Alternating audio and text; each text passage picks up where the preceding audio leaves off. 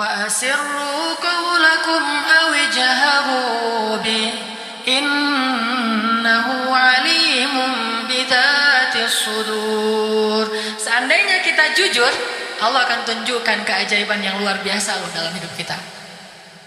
Wa aufu bi'ahdi ufi bi'ahdikum wa iyaya farhabun. Kata Allah, jujur, tunaikan janjimu kepadaku, aku pasti akan tunaikan janjiku kepadamu, dan kepadakulah kalian akan lari. Maksudnya, kepada Allah kita meminta pertolongan. Jadi kalau kita jujur sama Allah, Allah akan jujur sama kita. Kalau kita benar-benar mengatakan itu dengan yakin, Allah tidak akan mengecewakan kita sama sekali. Keajaiban itu akan terjadi dalam hidup kita. Sangat mudah urusan kita. Saya sendiri sering membuktikan ini, dan sering benar. Kalau ada yang keliru, itu karena saya masih belum baik imannya. Misalnya, contoh sederhana mau ceramah. Ceramah yang menurut saya paling beban adalah di sini. Di depan teman-teman semuanya. Kenapa? Karena saya selalu berharap ceramah sederhana saya itu benar-benar bisa menjadi suatu kebaikan yang bisa dibawa pulang oleh teman-teman sekalian. Pengen banget tidak mengecewakan. Jadi saya bukan perform untuk menghibur, tapi perform untuk memberi sesuatu yang kita cari bersama kan. Kita cari ilmu, kita cari iman. Kita pengen datang ke majelis taklim itu pengen tajdidul iman, memperbaharui iman. Maksudnya pulang dari sini tambah yakin pengennya kan gitu ya. Pulang dari sini tambah semangat beramal soleh. Pulang dari sini semakin yakin untuk bergantung kepada Allah. Itu membuat saya terbeban. Ya Allah, jangan sampai penampilan saya buat mereka kecewa. Bukan karena pengen dielu-elukan ustadznya keren atau apa, enggak. Biar mereka tidak sia-sia waktunya datang ke sini. Terus gimana caranya? Saya akan berzikir. Salah satu zikir yang selalu saya baca, Rabbi shrah li sadri wa yassir li amri wahlul 'uqdatam min lisani. Dan wahlul 'uqdatam min lisani saya ulang berkali-kali. Kenapa? Saya khawatir saya tidak menyampaikan sesuatu dengan jelas dan baik sehingga teman-teman tidak memahami. Wa yassir li amri wahlul 'uqdatam min lisani yafqahuna qawli. Artinya doa Rabbi shrah li sadri itu benar-benar memudahkan urusan. Termasuk kalau misalnya kita lagi ada masalah sama seseorang, kita doa, ya Rabbi mudahkan urusan saya. Mudah enggak? Kalau kurang mudah, berarti kita belum benar-benar jujur dalam kalimat kita kepada Allah. Jujur gimana? Kita yakin gak sih Allah yang memudahkan urusan kita? Kalau kita yakin banget, Allah akan tunjukkan keajaiban yang luar biasa. Seperti cerita kemarin tuh, dua orang yang saling berhutang kan. Yang satu memberi hutang dan bertanya, siapa saksinya? Kata yang berhutang, Allah saksinya, boleh enggak? Kata yang memberi hutang, oh boleh, Allah itu sebaik-baik saksi dan itu jujur, yakin gitu. Coba kalau kita lakukan itu sekarang, mungkin kita akan dikhianatin, akan dirugiin sama banyak orang. Kenapa? Karena enggak yakin banget kepada Allah SWT. Masih ada sedikit, setitik ragu. Ntar kalau dia bohong gimana? Bukankah ada Allah? Ntar kalau dia lupa gimana? Bukankah ada Allah? Ntar kalau dia berubah pikiran gimana? Bukankah ada Allah? Ntar kalau dia hilang tiba-tiba nggak membayar hutang gimana? Bukankah ada Allah? Bukankah ada Allah? Ini jarang kita ucapkan. Kita masih ragu walaupun kita mengatakan hasbiyallah, hasbunallah. Makanya jarang ngelihat keajaiban. Padahal kalimat itu kalimat-kalimat yang mukjizat, powerful. Tabarakalladzi biyadihil mulk wa huwa ala kulli syai'in qadir. Percaya enggak kita dengan ayat itu? Jawab dengan hati kita masing-masing. Kalau kita percaya, baru terjadi keajaiban dalam hati kita. Pernah menghadapi orang marah? Pernah? Sering kan? Siapa yang marah? Istri? Tahu gimana kalau istri lagi marah? Oh, belum tahu ya. Ya udah deh, ganti contoh. Orang tua deh, orang tua. Saya lupa aja nih kalau saya di hadapan para jomblo fisabilillah. Kalau istri lagi marah, padamkan marahnya itu bukan dengan hadiah dunia dulu. Itu buat kita ragu sama Allah dan mengandalkan materi. Pas marah, tunjukin. Mau ke Lombok, Bali, Jogja, atau Maldives. Pasti dia pilih Maldives tuh. Pas dia pilih Maldives, kita nangis. Kenapa? Dananya nggak cukup. Makin marah dia tuh. Jangan nawarin materi dulu untuk meredakan marah seseorang, karena kita akan bergantung kepada materi itu. Ternyata ampuh. Kalau dia marah, saya kasih tuh brosur doang. Kalau lagi marah, nonton yuk. Pelan-pelan reda marahnya, berarti efektif. Nonton cukup bagi saya. Pas lagi marah, ada kafe baru loh, enak tuh makanannya, terutama tuh misalnya green tea-nya, milkshake tuh paling enak tuh se-Bandung. Reda marahnya, milkshake cukup bagi saya, kan? Bukan hasbi Allah, hasbiya milkshake. Kenapa bisa gitu? Karena ketika kita mau meredakan marah seseorang itu kita menggunakan materi atau menggunakan bahasa-bahasa ngegoda, ngerayu, gombal tadi. Tapi kan lama-lama agak-agak habis juga ya bahan menggombal ya. Harus buka, jadi teman-teman bisa ke Gramedia mungkin beli buku dengan judul Kumpulan Gombal-Gombal Efektif. Udah teruji, banyak yang menggunakan gombal ini dan berhasil meredakan amarah. Mungkin, tetapi itu berarti kita tidak mendapatkan yang paling luar biasa, sehingga suatu saat kita akan kewalahan sendiri. Berapa sering kita bisa memberikan materi, memberikan brosur, memberikan kafe, memberikan nonton, memberikan hiburan, entertain segala macam. Berapa sering? Coba sesekali ketika menghadapi seseorang yang marah, andalkan Allah. Pas mau ketemu orangnya, ya Rabbi, ya Rabba Ibrahim, wahai Tuhan Ibrahim, padamkanlah amarah istri saya sebagaimana engkau memadamkan api bagi Ibrahim. Terus temuin, kalau masih marah, ya Allah astagfirullahaladzim, berarti saya belum jujur nih, masih belum yakin sama Allah, istighfar lagi, ya Allah padamkan. Masih marah, ya Allah padamkan. Terus saja sampai yakin. Kalau kita yakin itu berubah loh, benar-benar berubah. Kalau nggak bisa langsung, bertahap, tergantung iman. Ada orang yang imannya baru redam amarah seseorang itu 1 jam, berarti imannya iman 1 jam.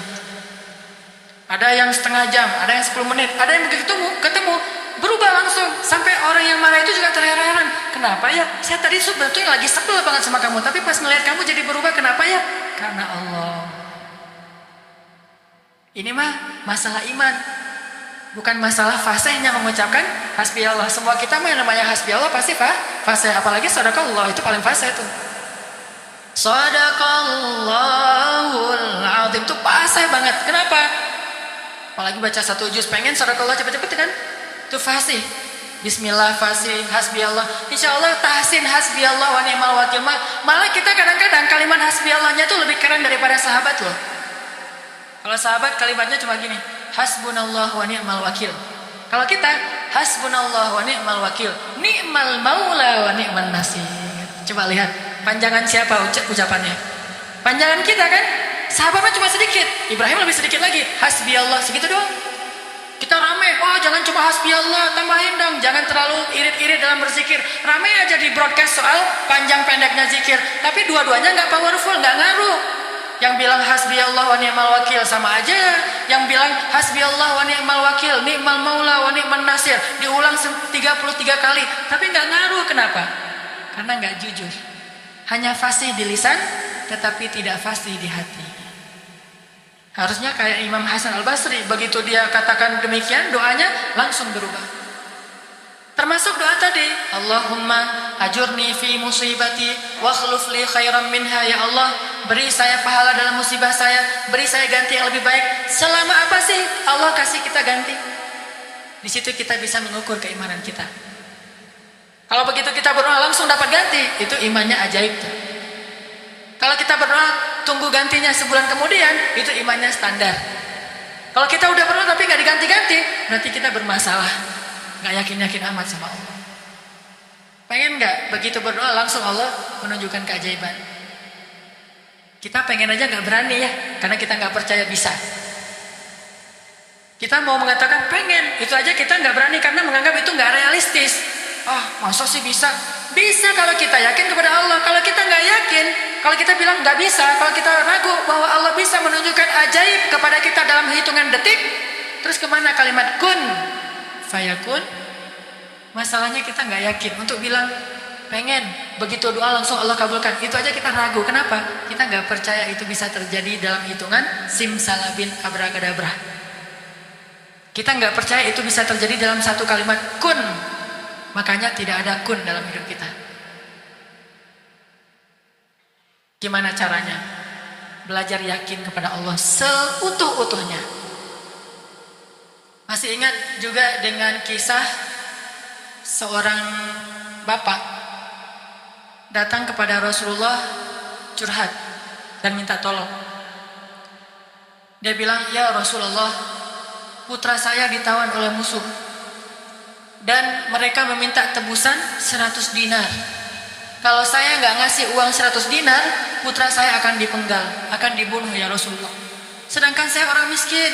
Jangankan 100 dinar, 100 dinar itu mungkin sekarang sekitar 250 juta. Mahal. Saya nggak punya uang sebesar itu ya Rasulullah. Untuk makan aja susah. Terus gimana ini ya Rasul?" Waktu itu Rasulullah juga nggak punya apa-apa untuk diberi. Sahabat-sahabat banyak yang keluar negeri untuk berdakwah, sehingga orang-orang kaya kayak Utsman, Abdurrahman lagi nggak ada. Terus nolongnya gimana nih? Nabi kasih satu zikir. Kata Nabi, "Pak, banyak-banyak mengatakan la haula wala quwata illa billah." Bapak percaya? "Oh percaya ya Rasulullah." Pulang dia tuh. Coba kalau kita digituin, "Ya insya Allah ya Rasul, tapi duitnya gimana Rasul?" Tetap aja kan? Udah minta zikir, minta duit. Yang konkret dong Rasul kalau kasih zikir, kalau kasih solusi. Zikir itu solusi paling konkret. Justru yang lain itu nggak konkret. Yang lain itu Allah tunjukkan kepada kita karena Allah sayang kepada kita. Allah tahu iman kita lemah. Kalau seandainya Allah mau memberikan kepada kita keajaiban menurut iman, mungkin kita nggak dapat apa-apa dalam hidup.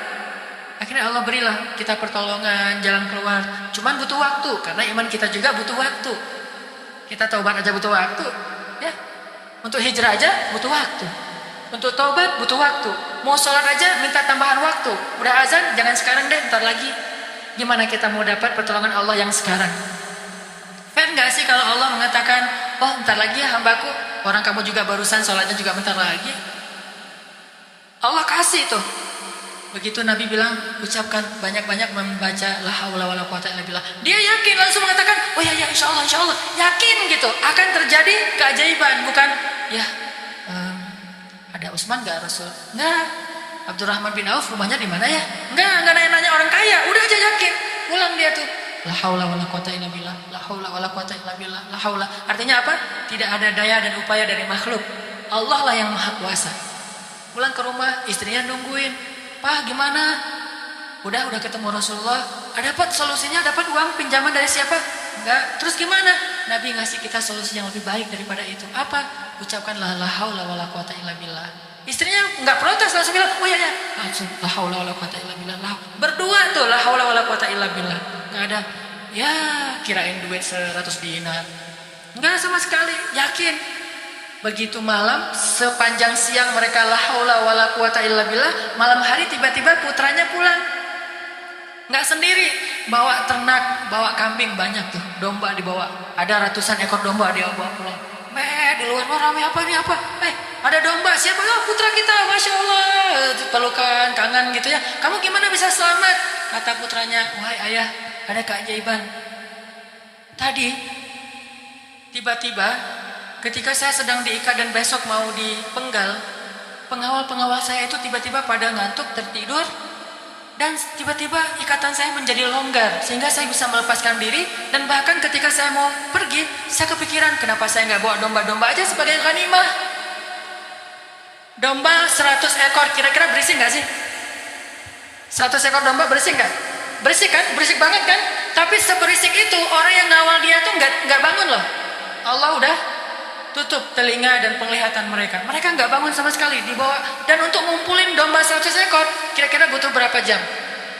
Itu bukan kerjaan yang gampang. Ngumpulin 100 ekor, digiring ke satu arah, udah gitu berisik lagi. Ada yang domba yang lari ke sana, ditarik lagi. Namanya domba kan? Domba-domba yang tersesat gitu deh.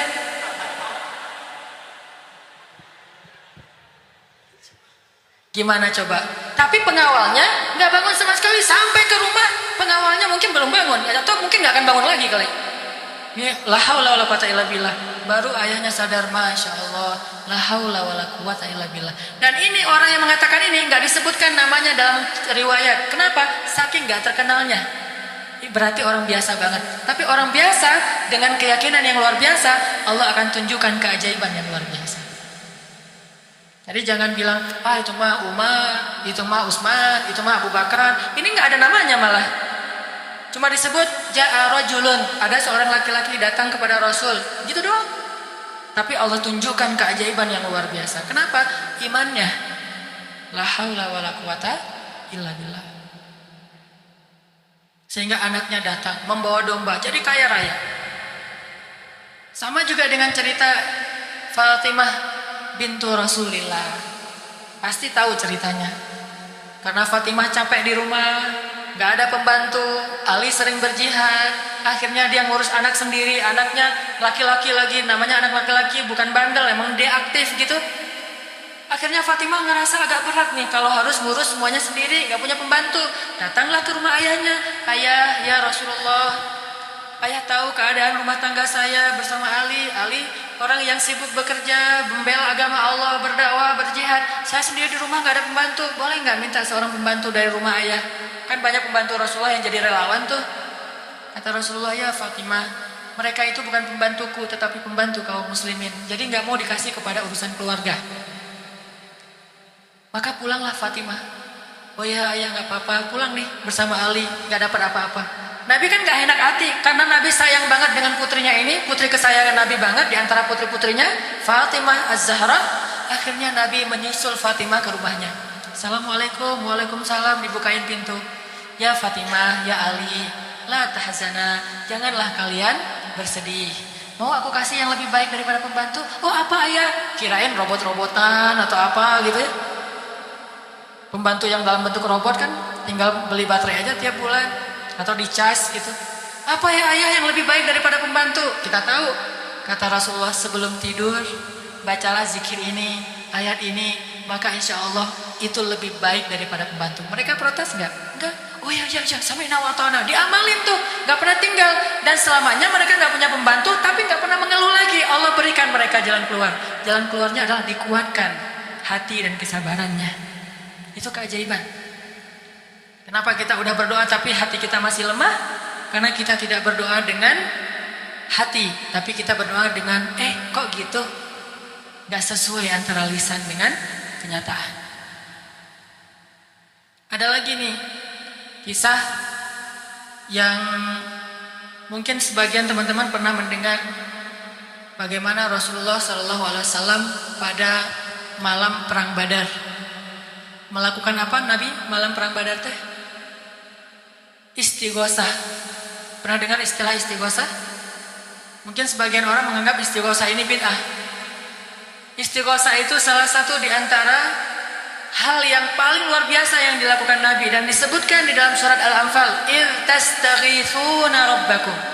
Ketika kalian beristighosah kepada Tuhan kalian. Apa itu istighosah?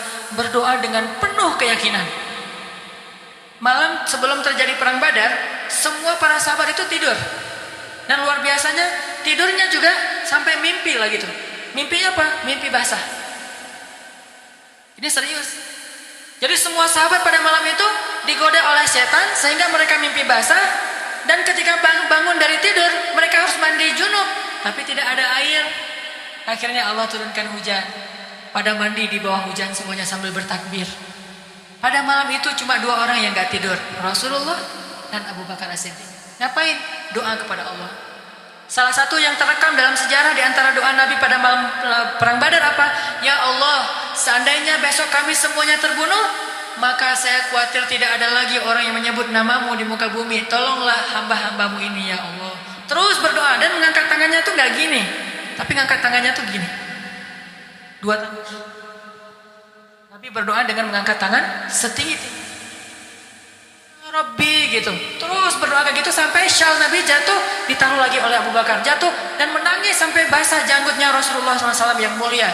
Kemudian Abu Bakar yang sedih mengatakan, ya Rasulullah, hasbuk, hasbuk, cukup ya Rasulullah, Allah sudah mendengar doamu, cukup. Nabi nggak cukup, terus saja berdoa.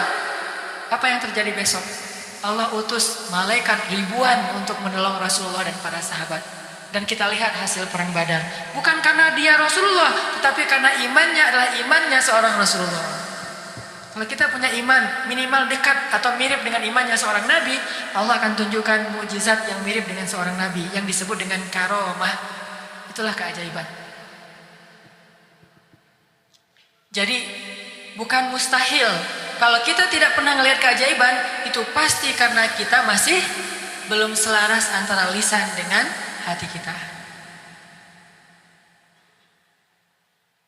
Masih ingat kalimat Nabi ditodong dengan pedang, dihunuskan pedang, lagi istirahat di bawah pohon.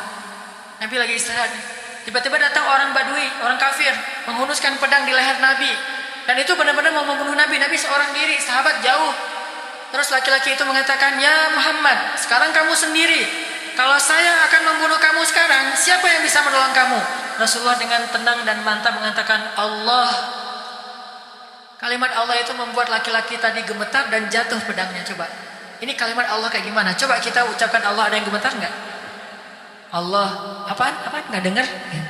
Biasa aja. Jadi kalau ada musuh, misalnya kita lagi marahan nih di jalan, ada orang yang marah, pengen ngancem kita, Allahu Akbar, dia langsung gemetar gitu, langsung tunduk, langsung nggak bisa berdiri. Berarti ini Allahu Akbar kita ini udah benar-benar powerful. Tapi kenyataannya kan nggak pernah kan kita bilang Allah terus orang gemetar gara-gara kata-kata kita. Rasul bisa kayak gitu loh. Jadi kalimatnya sama yang kita ucapkan dengan yang Rasulullah ucapkan, tetapi hatinya beda. Nabi mengatakan Allah, gemetar tangannya, jatuh pedangnya, diambil oleh Nabi, dihunuskan ke leher orang itu. Nabi bertanya, "Sekarang kalau saya mau membunuh kamu, siapa yang menolong kamu?"